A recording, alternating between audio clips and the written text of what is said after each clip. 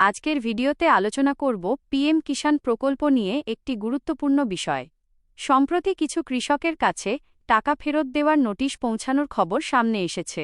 কেন এই নোটিশ দেওয়া হচ্ছে, কোন কোন ক্ষেত্রে টাকা ফেরত চাওয়া হতে পারে এবং কৃষকদের কী করণীয়, সেই বিষয়গুলো নিয়েই আজকের বিস্তারিত আলোচনা। প্রথমেই বলে রাখি, সব পিএম কিষাণ সুবিধাভোগীর জন্য এই নোটিশ নয়। বিভিন্ন সংবাদ মাধ্যম ও প্রশাসনিক সূত্রে জানা যাচ্ছে, যেসব ক্ষেত্রে আবেদনপত্রে ভুল তথ্য, ভুয়া নথি বা যোগ্যতার শর্ত পূরণ না করেও সুবিধা নেওয়ার অভিযোগ রয়েছে, সেসব ক্ষেত্রে তদন্ত করে ব্যবস্থা নেওয়া হচ্ছে।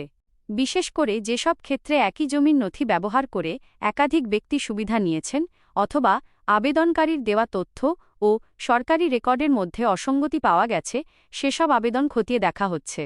তদন্তে অনিয়ম প্রমাণিত হলে কিছু ক্ষেত্রে টাকা ফেরত দেওয়ার নির্দেশও আসতে পারে।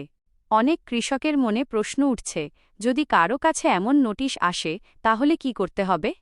সাধারণভাবে নোটিশে যে নির্দেশ দেওয়া থাকবে সেটি ভালোভাবে পড়তে হবে। যদি নির্দিষ্ট সময়ের মধ্যে টাকা জমা দেওয়ার কথা বলা হয়, তাহলে সংশ্লিষ্ট কৃষি দপ্তর বা প্রশাসনিক অফিসে যোগাযোগ করে বিষয়টি যাচাই করে নেওয়া উচিত। কোনো ধরনের বিভ্রান্তি থাকলে সরাসরি সরকারি অফিস থেকে তথ্য নেওয়াই সবচেয়ে নিরাপদ উপায়।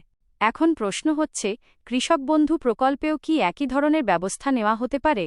এই মুহূর্তে কৃষক বন্ধু প্রকল্পে ব্যাপক হারে টাকা ফেরত নেওয়ার বিষয়ে কোনো সরকারি ঘোষণা প্রকাশ্যে আসেনি। তবে বিভিন্ন জেলায় ভেরিফিকেশন বা তথ্য যাচাইয়ের কাজ চলছে। যদি কোনো সুবিধাভোগীর তথ্য ভুল প্রমাণিত হয় বা তিনি প্রকল্পের যোগ্য না হন, তাহলে প্রশাসন ভবিষ্যতে কী সিদ্ধান্ত নেবে তা সরকারি নির্দেশিকার উপর নির্ভর করবে।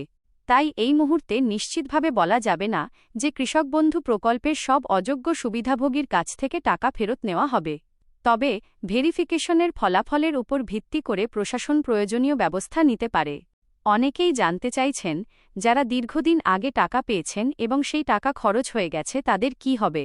এই বিষয়ে সংশ্লিষ্ট কর্তৃপক্ষের নির্দেশই চূড়ান্ত। তাই কোনো গুজবে কান না দিয়ে সরকারি বিজ্ঞপ্তি ও অফিসিয়াল তথ্যের উপর ভরসা রাখুন। বর্তমানে সবচেয়ে গুরুত্বপূর্ণ বিষয় হল, যারা কৃষক বন্ধু বা পিএম কিষাণ প্রকল্পের সুবিধা পাচ্ছেন তারা নিজেদের নথিপত্র সঠিক আছে কিনা তা যাচাই করে নিন। যদি কোনো ভেরিফিকেশন ফর্ম জমা দেওয়ার প্রয়োজন হয়, তাহলে নির্ধারিত সময়ের মধ্যে জমা করুন। আগামী দিনে এই বিষয় নিয়ে নতুন কোনো সরকারি আপডেট এলে আমরা অবশ্যই আপনাদের সবার আগে জানিয়ে দেব।